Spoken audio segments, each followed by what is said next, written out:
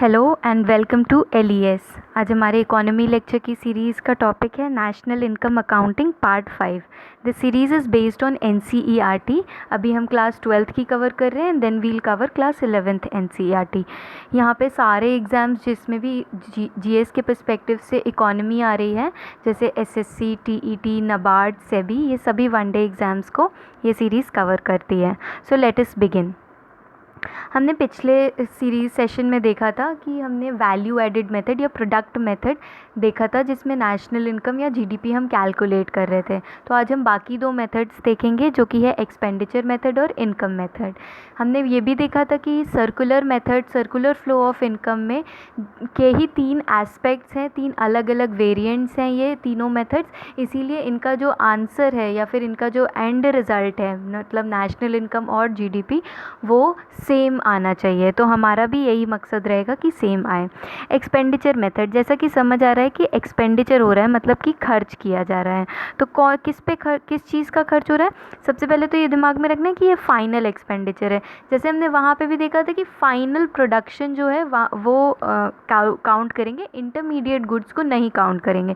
Same यहाँ पे भी कि इंटरमीडिएट जो भी एक्सपेंडिचर हो रहा है हम उसको एक्सक्लूड करते हैं, और फाइनल एक्सपेंडिचर जितनी भी है फर्म की उसको हम ऐड कर देते हैं। ठीक है, यहाँ पर फाइनल एक्सपेंडिचर कौन सा पार्ट है? वही पार्ट जो इंटरमीडिएट में इंक्लूड ना हो। ठीक है, तो हम इसको एक एग्जाम्पल से देखते हैं तो ज़्यादा समझ आएगा। ये वही पिछला ही वाला एग्जाम्पल है, इसी को समझने में ज़्यादा आसानी होगी हमको। तो हमने देखा था कि फार्मर ने 1000 यूनिट्स प्रोड्यूस किया था और मैन्युफैक्चरर ने टोटल 1500 यूनिट्स प्रोड्यूस किया था। इस 1000 में से इंटरमीडिएट गुड्स फार्मर का ज़ीरो था, लेकिन जो मैन्युफैक्चरर है उसका 800 रुपये था, और ये 800 का यूनिट जो है वो इसने इसी फार्मर से ख़रीदा हुआ था। फिर इसकी वैल्यू इसीलिए ऐड हुई थी 1000 और इसकी हुई थी 700 रुपये, और टोटल हमने जीडीपी जो देखी थी वैल्यू एडिड मेथड से वो 1700 रुपये देखी थी। तो यहाँ पे भी हमारा आंसर 1700 आना चाहिए, ये दिमाग में रखिएगा। तो अब ये कैसे आएगा? देखिए यहाँ पे खर्च कैसे किया हुआ है, इस मैन्युफैक्चरर से यहाँ पे शुरू करते हैं। तो मैन्युफैक्चरर ने ये 800 रुपये खर्च किए होंगे। इसमें से जो इसने 1000 यूनिट्स लिए उसके लिए 800, अगर हम एक यूनिट का प्राइस 1 रुपये मान रहे हैं तो इसके लिए इसने 800 रुपये खर्च किए होंगे। तो ये हमारा मैन्युफैक्चरर का एक्सपेंडिचर हो गया 800। ठीक है, इसे हम दिमाग में बिठा लेंगे। फिर उसके बाद में हम देख रहे हैं कि यही मैन्युफैक्चरर ने प्रोडक्शन जो वैल्यू ऐड की है वो 700 रुपये की करी है ना। 700 रुपये की करी है, मतलब क्योंकि हमने 1000 रुपये में से वो माइनस कर दिया है। तो ये जो 700 रुपये ये किसी और कंज्यूमर ने आके ख़रीदे होंगे, है ना। तो ये जो कंज्यूमर ने ख़रीदा है वो उसके लिए फ़ाइनल एक्सपेंडिचर हो गया, तो इसीलिए ये 700 रुपये हो गया। तो टोटल यहाँ पे 1500 हो गया। लेकिन आंसर तो हमारा 1700 आना चाहिए ना, तो 200 रुपये कहाँ बचे? देखिए आप याद करिए, फार्मर के जो था उसने 1000 यूनिट्स प्रोड्यूस किया था, मतलब 1000 रुपये उसने खर्च किए थे, लेकिन 800 रुपये थे जिसमें से उसको मिले थे या फिर उधर गए थे। तो ऑब्वियसली जो ये 200 रुपये बचे हुए हैं ये भी तो कोई ना कोई खर्च करेगा, कोई एक्स बंदा या वाई बंदे ने ख़रीदा ही होगा इसका। तो यही 200 रुपये मिला देंगे तो बन जाएगी हमारी 1700 रुपये। तो जिसने भी जहाँ से खर्च किया है फाइनल प्रोडक्शन पे, फाइनल कंजम्पशन पे, वो एक्सपेंडिचर मेथड में कैलकुलेट हो जाएगा, और इस तरह से हमारी टोटल जीडीपी काउंट हो जाएगी। ठीक है, आगे बढ़ते हैं। तो आगे हमने इसका फॉर्मूला लिखा हुआ है, ये थोड़ा सा आपको टेक्निकल लगेगा और डिफ़िकल्ट हो सकता है, बट इजी है। सी का मतलब यहाँ पर है कि कंजम्पशन एक्सपेंडिचर, मतलब कंजम्पशन पे जो भी कंज्यूमर है, मतलब आप और मैं, हम जैसे लोग, हम लोगों ने जो कंज्यूम करने पे, गुड्स और सर्विसेज खरीदने पे जो खर्च किया हुआ है उसे बोलेंगे कंजम्पशन एक्सपेंडिचर। फिर एक ये कंपनी है, मान लीजिए टाटा कंपनी है, तो इसने कुछ स्पेंड किया होगा, कुछ इन्वेस्टमेंट किया होगा, तो इन्वेस्टमेंट के लिए भी तो खर्चा ही होता है। तो ये इन्वेस्टमेंट भी जो खर्चा बनेगा इसे बोलेंगे हम इन्वेस्टमेंट एक्सपेंडिचर। सरकार भी खर्चा करती है, बहुत सारा खर्चा करती है।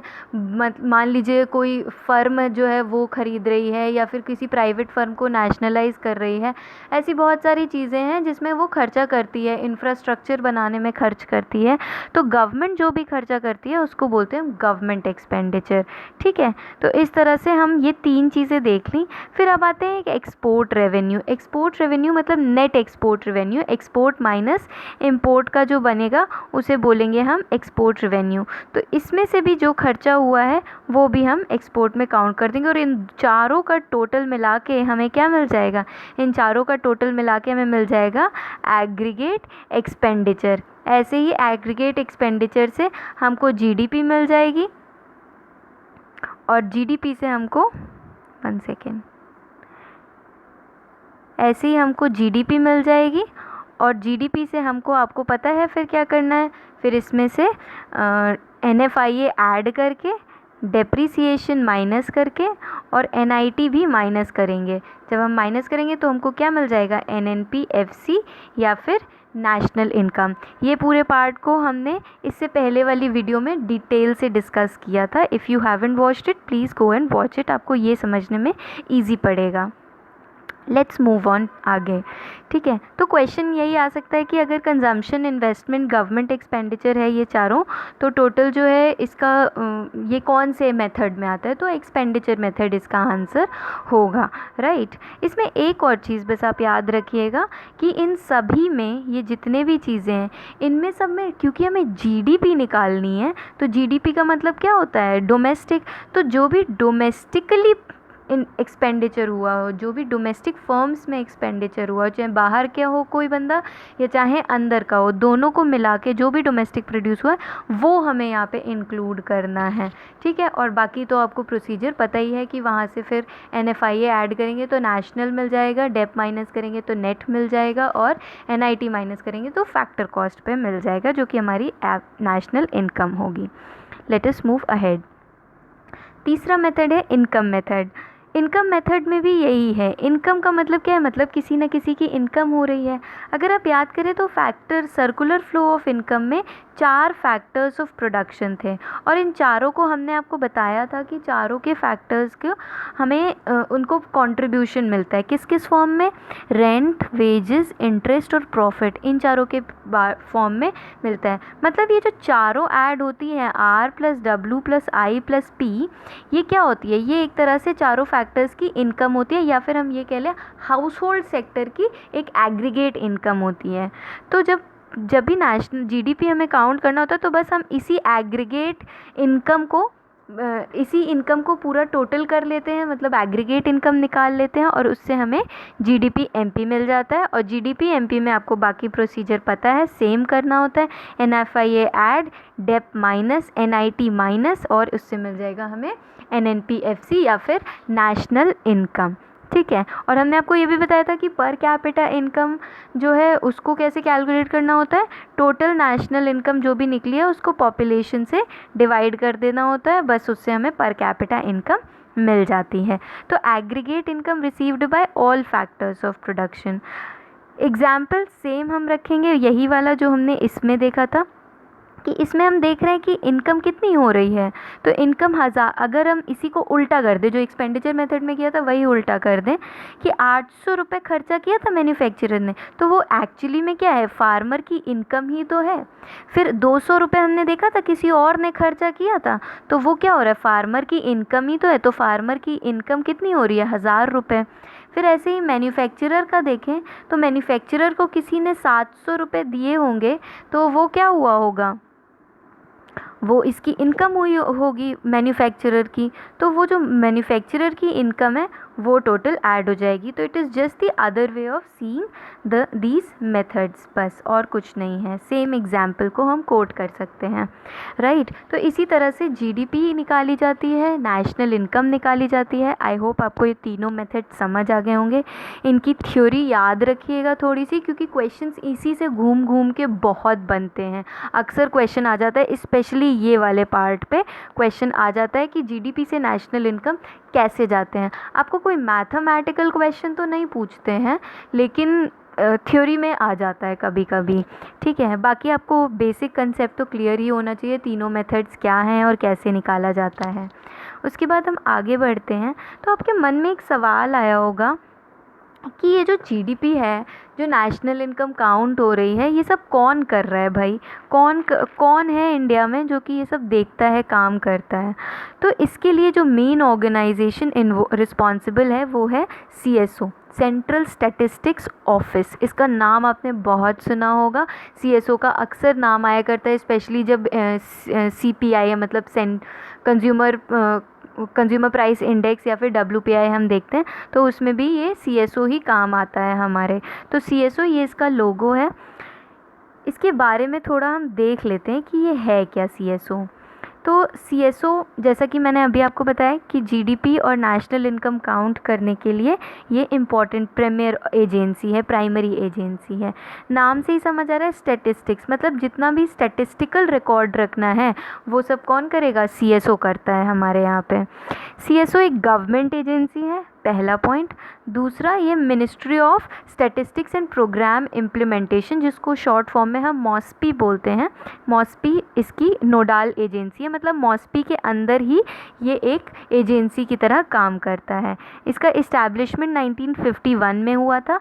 मेन काम इसका क्या है? यही स्टैटिस्टिकल एक्टिविटीज़ जितनी भी हो रही हैं कंट्री में उन सबको कोऑर्डिनेट करना और स्टैटिस्टिकल स्टैंडर्ड्स को भी इवॉल्व करना कि क्या क्या स्टैटिस्टिकल स्टैंडर्ड्स होने चाहिए, किस बेसिस पे हमारे जो स्टैटिस्टिक्स हैं जितना भी है वो होना चाहिए, कितने नंबर्स होने चाहिए, ये सब, ठीक है।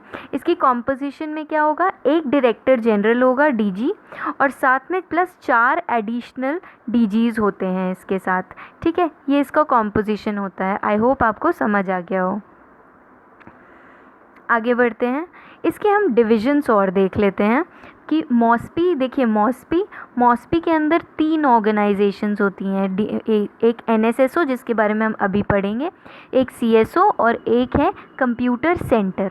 हम इसकी डिवीज़न पढ़ लेते हैं अभी सीएसओ की।